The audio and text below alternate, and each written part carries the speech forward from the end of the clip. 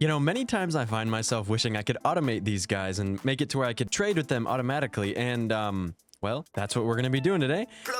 As well as taking a look at a few other mods like Create Optical and Create Dreams and Desires. But the Create Dreams and Desires is more of a question for you guys, so we'll get to that one at the end. First of all, I want to take a look at the Trading Depot, which is the only item added from the Create Trading Hall mod, which if you're looking for these mods, they will all be in the description. Now, the way that this mod works is pretty simple. So if we come over here, I had to set this up in advance because, you know, I had to figure it out. I didn't want to struggle through it on the camera, you know? So we have the input and we have the output over here. The input inputs the items you want to trade with the villager, and the output is the items you get. Pretty simple, right? So this one is set up to trade for nothing because... No, this one is set up to trade for sticks. Sorry. So we take some sticks, let's say a stack of sticks, and we throw it onto the thing. It'll go, it'll land here, and when the villager interacts with the block, it will get traded. The output will come down here and go there. Now, the output is this little thing here. The little, I don't even know what to call this, slot for an item? Maybe slot? I don't know. But that's how the Trading Depot works. That's the very simplest form. Now, you can use these. You can have multiple. I'll show you how to do it over here. So let's say we want to have 2 different trades here. That's a bad example.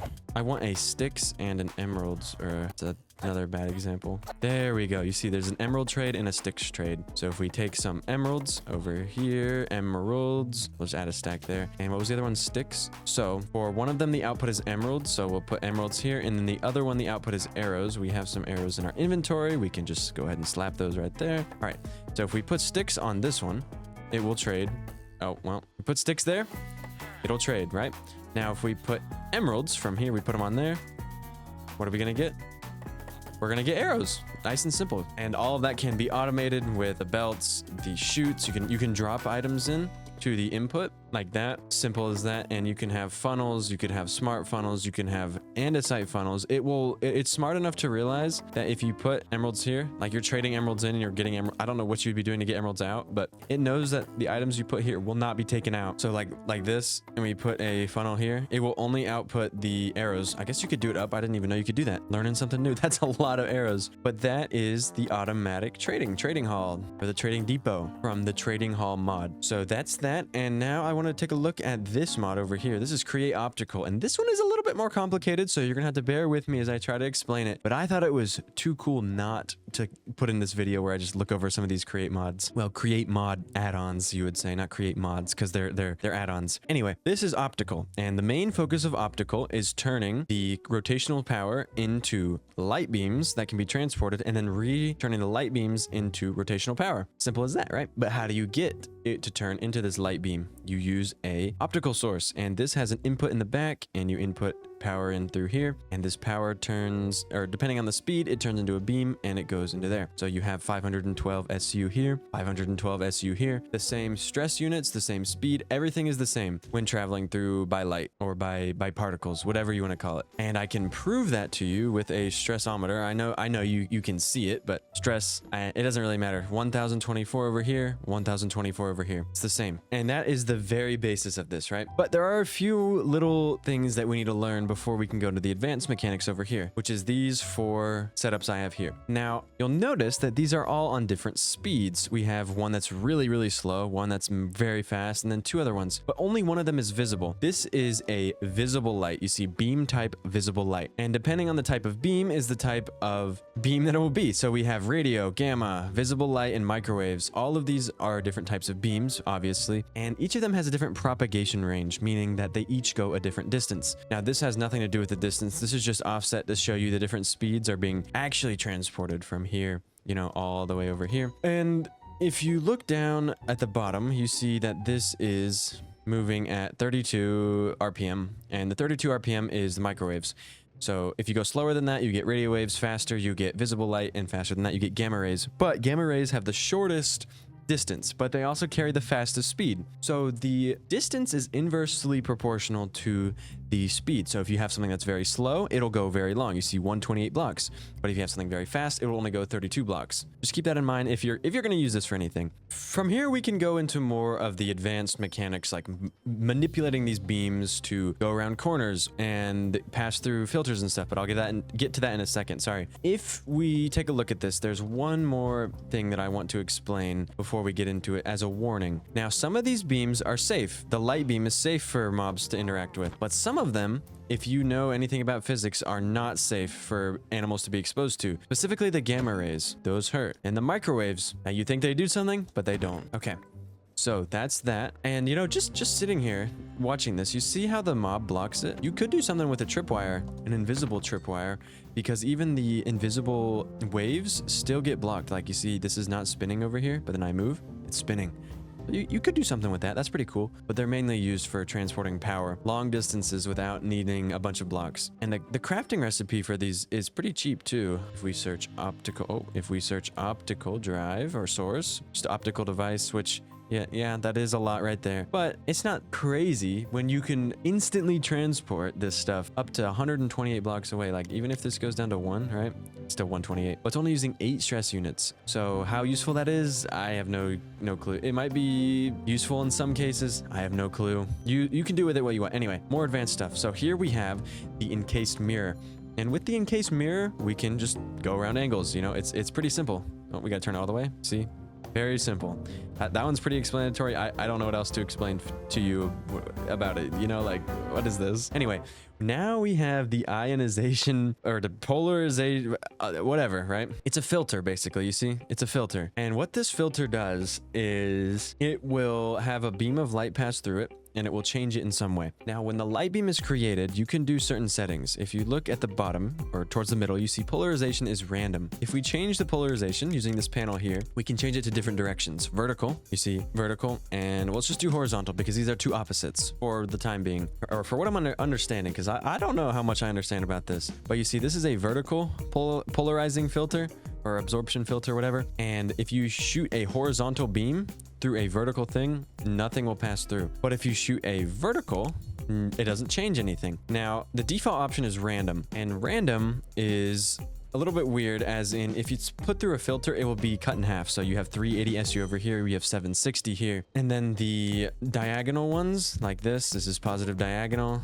or you can have negative diagonal. Similar things, not really too sure what those do. Maybe you guys know, you can let me know. Anyway, we can move on to something even more confusing, the polarizing beam splitter block. Now this thing is a headache to think about. Actually, the next one's even more a headache over there. So think about this. So the light wants to go straight, right? The light's going on its trip, it goes into this block. And this is more of a crystal and a mirror and this all in one. So half of the light will go this way and the other half will go straight. The part that goes straight gets transformed into a vertical line no matter what kind of input. Well, if it's on random, sorry, because vertical will not go that way and horizontal will not go straight. So random gets split. This is the vertical output and this is the horizontal. You see, remember we talked about how the vertical doesn't go into here if it's being touched by an opposite wave or polarization, whatever type of frequency. Oh, so I don't know where this would be useful. I don't know what you're gonna do with this, but there you go. There's the mechanics on how that works. And now we have one more thing to do with actually we have two more things. This is the optical sensor, and the optical sensor is something that when you pass a beam of light into it, it will give an output in redstone, right? So let's say we put a non-visible beam. You see how it still shows up, and we can do even faster, still there. And this is a redstone signal strength output, so 15 at the top. If we were to grab a thing of redstone and run it into this, you see it's powered. I'm gonna put it on the visible just because it's easier to tell. So that's a visible beam. But this mode has different, so we have color. It has different settings, and we have digital, where this will pass through one, but it will not pass through another. So you see, it only goes through one, and they're both 15. Now, the way that we can get it to not do 15 is on the color sensor. You know, this one's pretty self-explanatory. If you use any glass, let's say a green glass, right? Green is not white, which is, this is set to white. So it gives a lower signal strength. And if we use something that's even farther, like we use black, we get even a lower signal strength, right? So you would think gray would give you a 1. It's a little bit confusing how the numbers work. I'm not too sure. If you're really curious, you can probably go ask the mod developer. It's a fairly new mod. I'm sure that there will be a lot of changes in the future. And that is the